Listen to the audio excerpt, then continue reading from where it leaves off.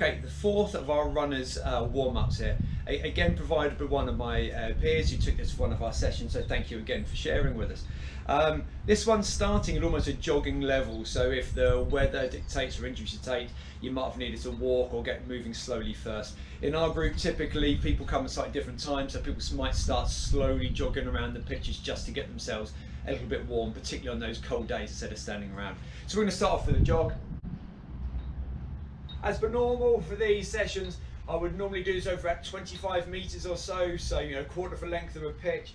I'm doing over 6 metres simply so you can see everything within camera shot. Doesn't take quite so long. So we'll be simply getting our heart rates moving a little bit, a nice comfortable jog.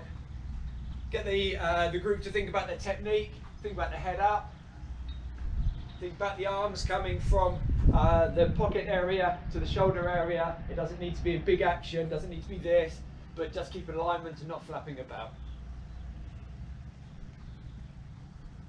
Once we've got things moving, we're going to go into a little bit of a skip.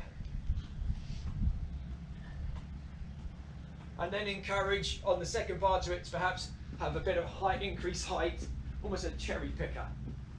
If only the older people think a bit Morecambe and wise, you're not far off. We're going to some side steps.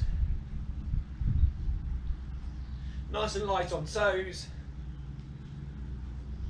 If you're doing over 25 metres, go that way, and on the whole way back, try to get an increased range of motion. So wider steps.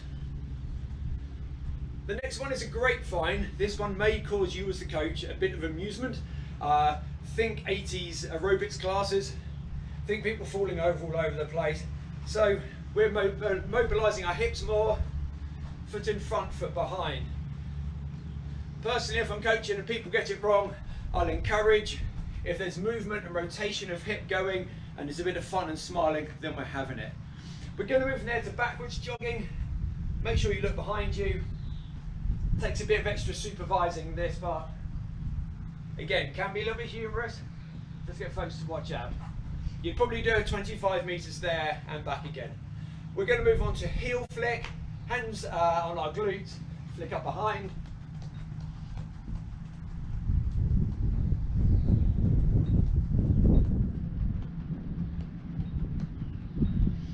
Again, that might be one where you heel flick out for 25 metres, jog back again.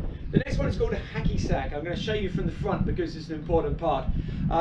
If you were to use a hacky sack and try to control it, you'd probably flick it with the inside of your foot. So what we're going to be doing is this type of action as we're running along, okay?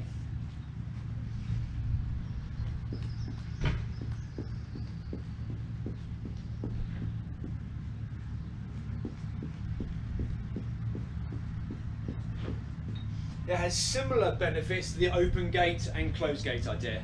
We're going to move on to a straight leg coming out to the front, sometimes called a toy soldier.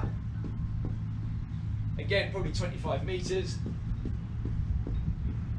And you'd finish off with a jog, getting progressively quicker. Again, not a lot of point showing you vast amounts on here. If you had a whole football pitch, a whole hockey pitch in this case, get them to slowly progress as they head to one end of the pitch and come back with increased pace. Doesn't need to be a sprint, it needs to be getting slowly quicker.